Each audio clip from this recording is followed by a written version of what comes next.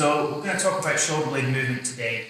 Particularly we're going to go through 4 main movements that we see occurring at the shoulder blade and how they relate to strength-based exercises that we perform. Now what we've got to understand first of all is A, what movements occur at the shoulder blade, and B, what their effect on these exercises is. So one of the big things about the shoulder blade, if the shoulder blade moves correctly, we then see exercises performed better, the correct muscle groups working, and less injuries. And the big thing I'm interested in is when the shoulder blade moves correctly, the fact that we typically see things like less impingement or rotator cuff issues is a big one. We see people moving less through their shoulders on a bench press, or in a row we see less elevation of the shoulder blade, okay, and less shrugging and traps kicking in. So we're going to look at protraction, retraction, depression, and upward rotation of the shoulder blades today. So the first one we'll take is protraction. So I've got Donnie here. One of the easy ways we check if someone can protract their shoulder blades correctly is if Donnie sets up with his hands against the wall, like so. And what we're looking for is when he pushes into the wall, he's trying to spread his shoulder blades here. So we're trying to watch the shoulder blades protract and come apart. This is where the shoulder blade AB ducts, so it actually moves away from the midline. Okay? One of the common things we actually see, Donnie, is where the shoulder blade doesn't abduct, instead they just move up through their shoulders and shrug.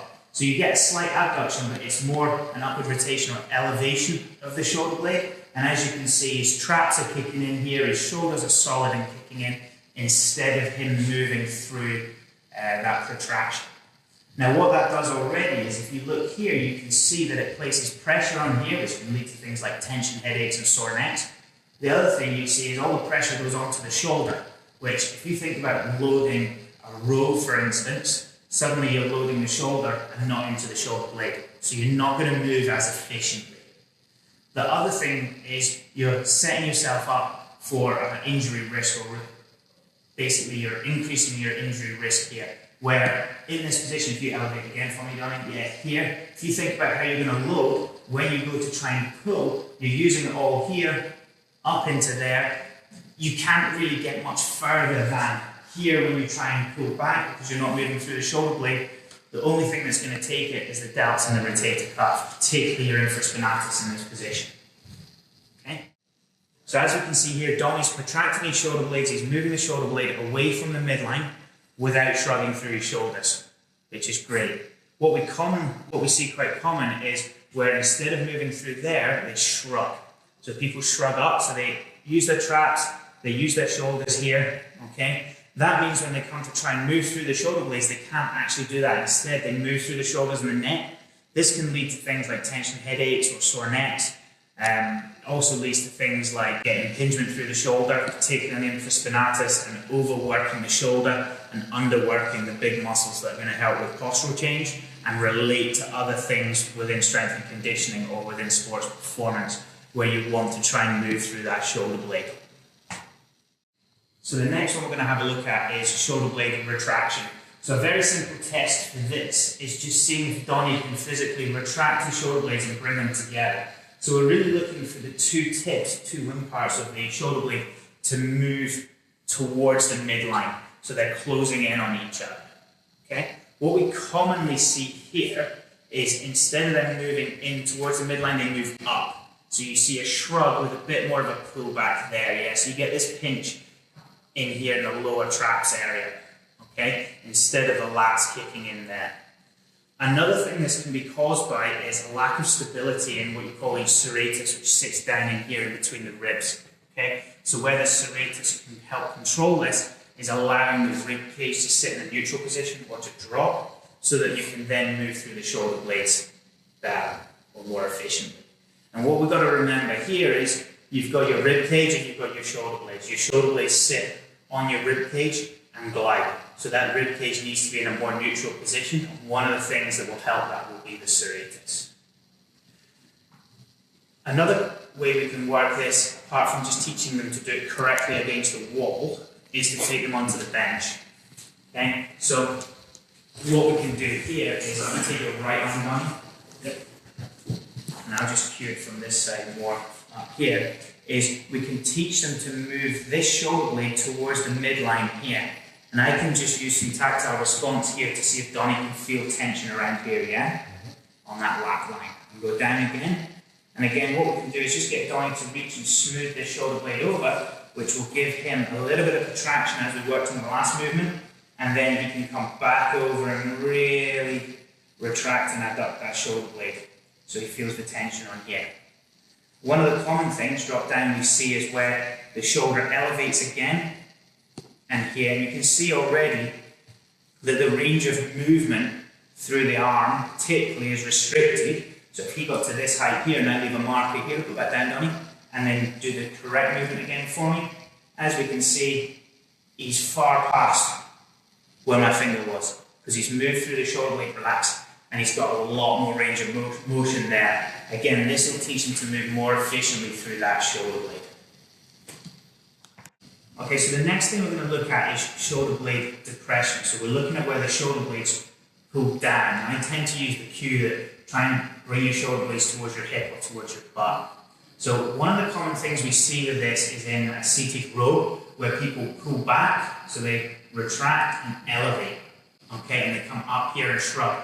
So clearly here, relax, Donnie, he hasn't moved down through his shoulder blade, and he hasn't combined the retraction process that we looked at earlier, okay? So it's really where we want the shoulder blade to draw down. Now this really relates to pretty much everything we do with shoulder blade movement, is getting some form of depression. But particularly we can isolate this in a deadlift, so where we see someone lifting and really coming up through here, they're not engaging the lats, and then they need to twist or snap the bar in order to engage the lats. So if you watch Donnie do it correctly now, he gets that shoulder blade depression where the shoulder blade slides down in this way. Slides down in it, yeah? And again, all the pressure is, as you can see, these traps are nice and soft here. The pressure's off his traps, and he's got tension through into the lats. The next thing we're going to look at is upward rotation of the shoulder blade. So this relates to anything really overhead based. So for instance, shoulder press or overhead press. We do a lot of landmine press here, teaching people how to move through their shoulder blade and upwardly rotate. And the other thing we use it in is kettlebell carries. So particularly overhead, kettlebell carries. So here, if Donnie just goes into an overhead press position with his hands and really just reaches up, what we're looking for is these shoulder blades to spread and upwardly rotate through here, but he can still feel tension and control through his lats. And what he's going to feel is the shoulders kicking in without much trap kicking in at all. These are just stabilizers, are not really doing much, and as you can see, they're pretty soft here. Okay? Donnie brings it down again. The common thing we see is when someone shoulder presses or moves overhead is the shrug. So this. So they move up through the traps first, and they just feel all in the neck, and then they feel tension in their shoulders as well. But there's nothing going on down here. Relax there. The reason for this is the reason we want this, apart from good shoulder blade movement, is we want stability. As a load moves further away from the midline, the more unstable we become. And one of the big things are the lats, particularly in serratus, make up part of our core. So we want to be able to stabilize the shoulder blade using our lats, using our serratus, which will in turn help stabilize the body through the core, so that when we get right up to the top of the movement, if Donnie goes up to the top, this here is completely stable through the spine, and we don't have an arch or a lean back or a fall back through your back there where the ribs flare. We're nice and stable, more in a neutral position. And you can use your shoulders effectively by basically feeling totally strong and stable through your spine. Okay, so we talked about shoulder blade contraction and related it to the row. So we're going to show it in just a nice simple chest supported row here. So Donnie's going to basically do a bad one here. So if Donnie comes up, and instead of protracting, he just kind of shrugs. He just elevates and shrugs, which looks pretty horrible. But the next one he does, so doing a good one, would be where the shoulder blade is a little bit more depressed, and he's got this nice separation of the shoulder blades here. There's a lot of room in between here, and then you literally can retract, and you can see all the tension is taken out of the neck and the traps here. So what you saw there was when Donnie protracted and then retracted, he moved fully through the shoulder blades, like so. When he moved badly, so he moved up through the shoulders here, the movement isn't as smooth and you can see all the pressures through the shoulders there. Now, one of the things we've got to remember is, particularly the shoulder blade, we move in 3 planes of movement.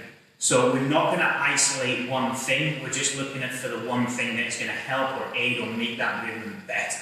So for instance, here we know that protraction is going to help him move through the shoulder blade in the correct way, but when he's protracting, yes, there's going to be slight upward rotation of the shoulder blades. When he's coming back and through, we are getting retraction and depression of the shoulder blades. And really it's teaching people how to isolate the movement using something like the corrective exercise that we did earlier, and then integrating it into the bigger movement here, from which we've chosen a chest supported row. Okay, so now we're going to look at shoulder blade retraction. Now, what we're looking at within the bench press is the ability for the person who's benching to be able to hold or retract their shoulder blades and keep them together or keep them adducted. So if Donnie does a bad one first or an incorrect one first, so he pulls down and you can see at the front of his shoulders they rotated forward. That shows at the bottom of the bench press he's not holding retraction, he's unable to hold this position, so he's taking a lot of pressure, particularly on the anterior delt and on his shoulders. Again, this is really bad for things like rotator cuff health. You can get a lot of impingement and a lot of pinching, particularly through the AC joint here. Whereas he resets his position on the bench, which means he completely re-racks. He resets his position, which Aidan's talked about in previous videos, and he creates this arc. So he's still got core engagement here, but he's now got loads of shoulder blade retraction, and I can put my hand in here and he's just pinching solid so that he moves down and moves through his chest then. And the shoulder blade doesn't really move much at all. It's more about moving through that chest and getting the pinch and keeping the shoulders in a good position. Good. Again, that will take all the pressure off the shoulder, so it'll do what it should do, is act as a fixator to hold you in position while the shoulder blades and chest do most of the work. And then the rotator cuff just helps stabilize the movement as well, and the core helps stabilize the movement. Glutes and the feet will help stabilize and then add pressure to synergize the movement as well at the end. So next thing we're going to look at is shoulder blade depression. So we're really going to relate this to a deadlift. So what we often see here is basically people shrugging and elevating the shoulder blades. The effect this has, obviously, if the traps are kicking in and they've got no lats, but as you lift, Donnie's back rounds. And it just looks horrible here. It puts more pressure on the lower back and the lumbar. And it basically creates a weak link through the movement where he's forced to use his QLs and his erector spinae to assist with the lift or to do a lot of the lifting instead of stabilizing that shoulder blade through the lats. So here what we think of and the way we cue this is to think about snapping the bar or depressing the shoulder blades. And as you can see, his shoulder blades have moved in and down towards the midline. So we've got depression here and a little bit of retraction, not much. The dominant movement is depression, and then he lifts through there. Good. Can I get one more for me? One of the other common things that we see is where people try and retract the shoulder blades instead of depress them. So just pull back, Donnie. Yeah, so you see he's trying to pull back through here, which still creates a slight shrug, but he's trying to pull all through here instead of depressing them. And what happens is you tend to not be able to hold that retracted position for very long before you break through the shoulder blade and it feels horrible. And as you can see, Donnie's a pretty strong guy and struggling with 52 kilos there. But whereas when he depresses the shoulder blade and has a very slight retraction, it's more about the depression, he moves it pretty easily.